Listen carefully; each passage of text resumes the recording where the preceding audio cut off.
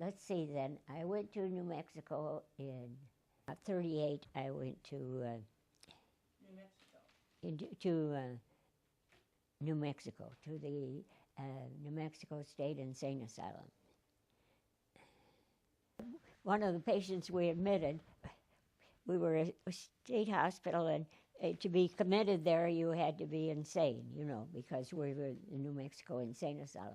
And they decided that baby was insane because it didn't know how to nurse.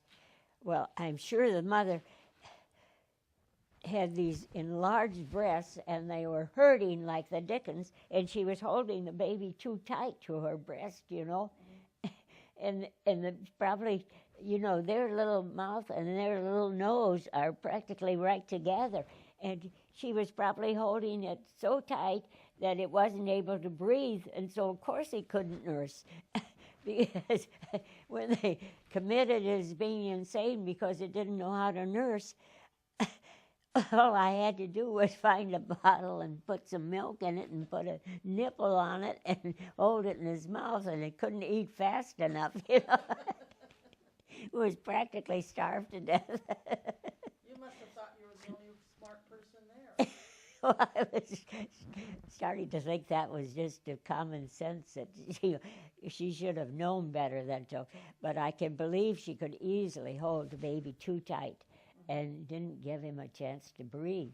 And because their little mouth and their little nose are, you know, they're not that far apart. So you didn't have to hold them very tight before you were choking them to death. First, I had to work in New Mexico, and I'd like to tell you about some of the funny patients I had. I had St. Joseph. I had the men's ward and admission ward and the men's most active ward. And in New Mexico. In New Mexico. And I had, one of my patients was, well, I had two patients that were Jesus Christ, and one was St. Joseph. And they really believed it. They were serious. St. Joseph was really Enrique. I always called him Enrique. I didn't call him St. Joseph. But he knew that I knew he was St. Joseph. And he went down because there was a new priest came to town, and so he wanted to introduce himself to the new priest, and the priest wouldn't believe him. And can you imagine telling Enrique that he wasn't St. Joseph? My gosh, I wouldn't dare do it myself. So, of course, he had to beat up the priest because he wouldn't believe he was St. Joseph. The poor priest hadn't been introduced to being next to the insane asylum where people had all these ideas of what they were, and they were serious. I mean, that's no joke. And so St. Joseph told me that he was going to be gone for 3 days because St. Joseph really trusted me, and because that's the way I was brought up in New Mexico. I mean, at Menningers, you know, that you played their part, and you assured them that you believed them if they were Jesus Christ or if they were St. Joseph, and you went along with them in their desires.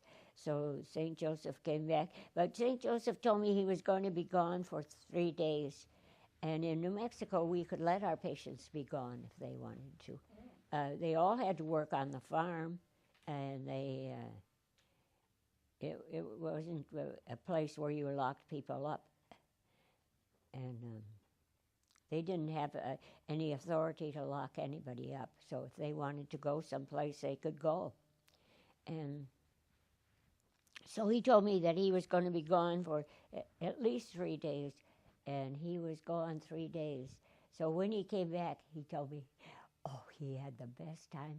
He went and stayed with the lady in the moon. And he flew right to the moon, and he stayed with the lady in the moon. And so I asked him if he went to bed with her. Oh, no, he didn't go to sleep at all. Oh, no. But we had the best time. And but he says my wings are so tired. Oh, you just have to fasten my wings down because they are so tired. Because that was a long trip to the Lady in the Moon, and so I put his wings down on each side and put a cross across his back with tape, to hold his wings down. And we held his wings down, and we were going to let him rest for at least 3 weeks because, that was a long trip, and he had to fly all the way. And I sympathized and told him we could easily keep his wings down for 3 weeks, and he'd have to stay pretty close to home then, because he wouldn't even be able to fly to town very often. And so we gave the girls in town a rest for a while.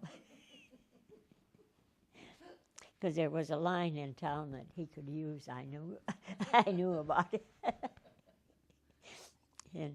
And they all enjoyed him. They didn't care whether he was St. Joseph or St. Peter or anybody else, but St. Joseph.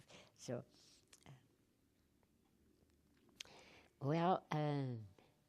that was most of our fun experiences in New Mexico. Then they said they were going to change politics, whether we were Democrats or Republicans. I didn't know which one I was. I didn't have any idea. But they told me that if I was employed in the state hospital, I must have been one or the other, because whoever was in charge in the government of New Mexico controlled the positions in the state hospital. And if they were Democrat, they were turning Republican, or if they were Republican, they were turning Democrat. So everybody who was employed had to look for a different job. And everybody was leaving, including me. So I took the state board, some national exam for nurses, and I was civil service exam for nurses. And I was sent to Denver, Colorado.